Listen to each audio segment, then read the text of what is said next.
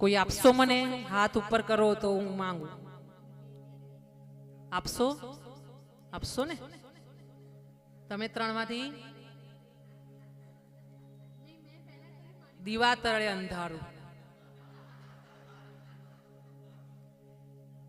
હા, કર્મના ફળ હોય આ બધા. ક્યાંક ક્યાંક ભૂલ થઈ હોય આપણી. તો મારે તમારી પાસે એક વસ્તુ માંગવી છે, બે હાથ જોડીને આજે ત્રીજા દિવસે, કે જ્યાં જ્યાં તમે એક તો પહેલા મંદિરે દર્શન કરો ને, અહીંયા ગમે ત્યારે ભવિષ્યમાં છેક મરણ સુધીમાં જ્યાં તમે ભગવાનને દર્શન કરો ને, મંદિરે ઉભા રહો ને, તમારા ઘરે પણ તમારા મંદિર સામે ઉભા રહો ને નાહી ધોઈને, ત્યારે યાદ કરીને એકવાર મારા વાલાને કહેજો, પેલી ગાયત્રી છે ને ગાંડી, એ તને બહુ યાદ કરે છે, તું ધ્યાન રાખજે એનું. હા, આટલું ના ભૂલતા મારા વતી. હું તમારા ચરણોમાં પડીને આટલું માંગી રહી છું. હું બ્રાહ્મણની દીકરી આટલી ભીખ માંગુ છું તમારી પાસે. અને બીજું, જ્યાં જ્યાં તમને વિચાર આવે કે ભાગવતજી કરવી છે, દેવી ભાગવત કરવું છે, મહાશિવપારાયણ કરવું છે, 1 રૂપિયા વગર કરવું છે, બસ હું ખાલી બ્રાહ્મણની દીકરી છું એટલે મને ખાલી સન્માન જોઈશે. બાકી ખીચડીના ચોખાઈ હું લઈને આવીશ. આપણે બધા હારે બેસીને ખીચડી ખાઈશું ને ભાગવત કરીશું.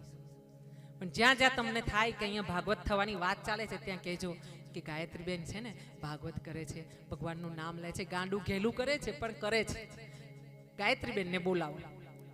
બસ આ 2 વસ્તુ તમારી પાસે હું ખોળો પાથરીને માંગી રહી છું. બસ બાકી મને મારી દક્ષિણા આજ મારી દક્ષિણા કે મારા વાલાએ મારા પર મહેર કરી છે.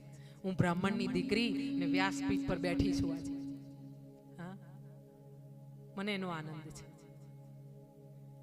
અહીંયા મને એનો પણ આનંદ છે કે તમે લોકોએ હાથ ઉપર કર્યા આપવા માટે. મેં તો કીધું નહોતું કે હું શું માંગુ છું, નહીં તો તમારે 10-10 વીઘા જમીન માંગી લેતે તો. હા, પણ જાઓ કંબોલા ગામમાં, ભરૂચમાં કંબોલા ગામ છે, મારા નામે ખેતરો લખાયેલા છે હજુ પણ. અને મેં એમ કીધું છે નીકળતી વખતે કે આ ખેતરો છે ને જે દાદાએ દીધા છે ને, એમની દીકરી જ્યારે લગ્ન કરે ને ત્યારે તમે બધા જ દરબાર સમાજના ભેગા થઈને દાદાની દીકરીનું કન્યાદાન કરજો. અને આ દાદાની દીકરીના આ ખેતરોને ખેડીને, દાદાને ઉંમર છે એમનાથી નહીં ખેડાય, પણ આ મને દીધી છે દીકરી તરીકે, એમણે મને દાન દીધું છે ખેતરનું. પણ હું એક બેન તરીકે એ જ દાદાની દીકરીને મારી નાની બહેનો સમજીને હું દાન આપી જાઉં છું.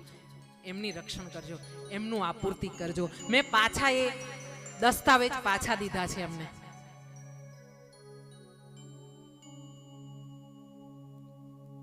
ભૌતિક વસ્તુ તો તમે માંગશો ને એટલે આ તરત જ ફેંકવા માંડશે. એટલે ઉપાડ શું જોઈએ છે? હા, પણ આ જે તમે બેઠા છો ને, એવું જરૂરી નથી કે તમને કાલે પાછું મળે.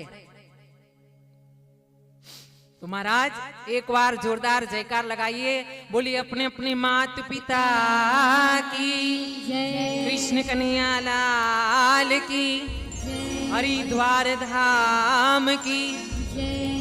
તો મહારાજ એવું થયું છે કે પરીક્ષિત રાજાએ મુકટ પહેર્યો છે ને પછી શિકાર કરવા નીકળ્યા છે, વનમાં ગયા છે, તરસ લાગી છે. મહારાજને તરસ લાગી છે, શૃંગી ઋષિના આશ્રમમાં ગયા છે. મહારાજ શૃંગી ઋષિ પોતે ધ્યાનમાં છે, અને જે ધ્યાનમાં હોય પ્રભુના એને તો પછી બીજું શું ધ્યાન રહે. એને રાજાએ કીધું છે કે મહારાજ મને તરસ લાગી છે, થોડું જળ પીવડાવો, ક્ષુધા લાગી છે.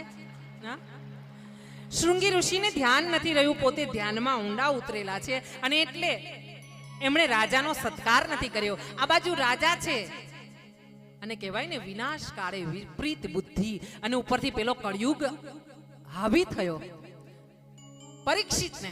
જો પરીક્ષિત જેવા મહાત્માને કળયુગ હાવી થતો હોય તો તમે અને હું, હા, આપણી શું વિસાદ છે, પણ આપણે એક જ કરી શકીએ, ન થઈ શકીએ કે હાવી. એના માટે શું કરવાનું?